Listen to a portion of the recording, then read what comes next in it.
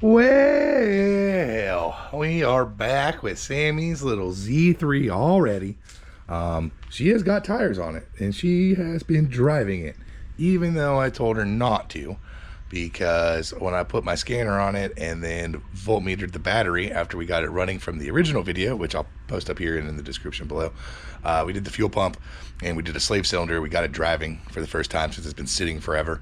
And the alternator was not outputting a full 14 volts or 13 and a half. It was like 12.4 if you were lucky, and then sometimes it would die off entirely.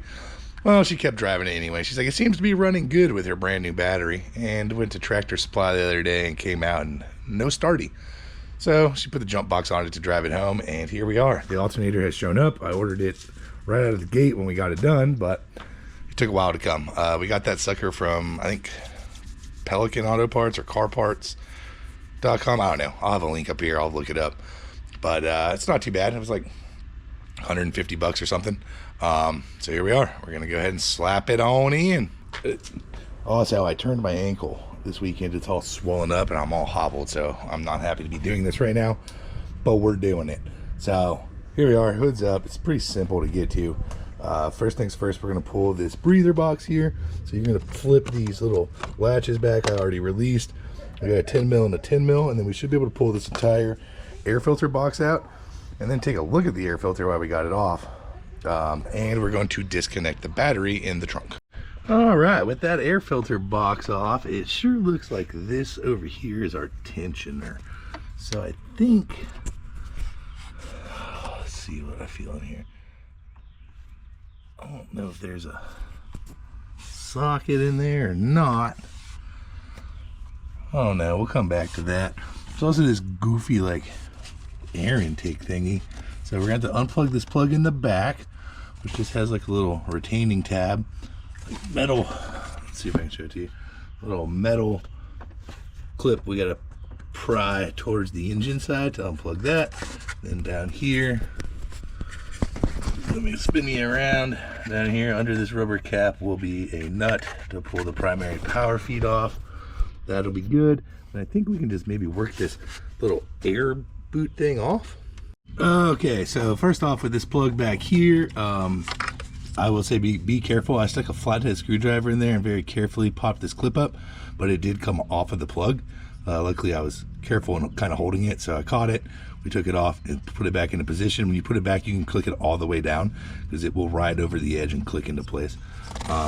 Then down here on the tensioner, that is a 16 millimeter. And if you put your ratchet in the tightened position, you can flex her down and we can pull this belt right off the end of the alternator here. Make sure before you do that you take a good mental look at how the belt is run, so that way we can put it back to its position. All right, the nut appears to be a 13 millimeter. Okay, it looks like we're gonna have to separate this down here somehow. I think maybe you just weeble wobble it off just like that. Perfect. And now we got one bolt up here, and there damn sure should be one on the bottom. I just gotta figure out where it's at down there. All right, here's the location of the bottom bolt. If you see where my ratchet's running, it's just right down there to the left. I went through the belt since it's still kind of holding in the place it needs to be. And now I'm gonna go grab my power ratchet. We'll zip both those bolts out, and this puppy should be ready to come on out of here. All right, both bolts are out. They are 16 millimeter heads. Well, it takes a 16 millimeter socket. I don't know what size head that is, but here we go. We should be able to just grab it and walk it out now, I think.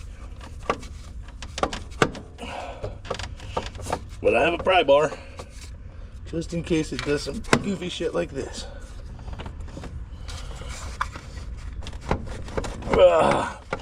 Pulling up and walking it out, back and forth. Owie. Just hit my leg on the license plate in the front. Shoosh.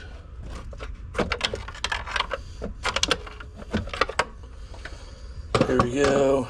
Try that out. Now let's see. That'll lift her up. Nope. It's closer though. It is closer. There it went.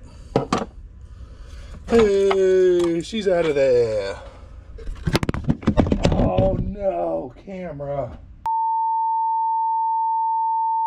Sheesh, dropped my camera way down in that hole right there. Ay. All right, it's out. So now what we're gonna do is I'm going to just kind of check this, make sure it doesn't have any like rat's nests in it or anything. I don't understand, it doesn't even seem really attached. That's weird. But yeah, we're gonna blow some air through there, make sure that's good.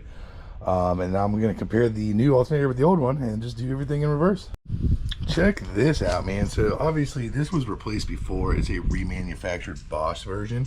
But the first thing I noticed was, I'm like, well, it's got 3 pins in the one that came off of it. There's only 2 on my replacement. Otherwise, everything looks pretty good, but the tabs are different. And then I looked here, somebody ground the tab off on that side to get that to work. It has 2 freaking terminals, and it takes that top style one. Somebody put the wrong alternator in this when they replaced it. Goodness, dudes. Come on, guys. So we do have the right one. That's good. We're going to put it in. We're going to tighten it up. And then, yeah, let's see if she works. All right, here we go. I had to get the Madre out here because Sammy's not here.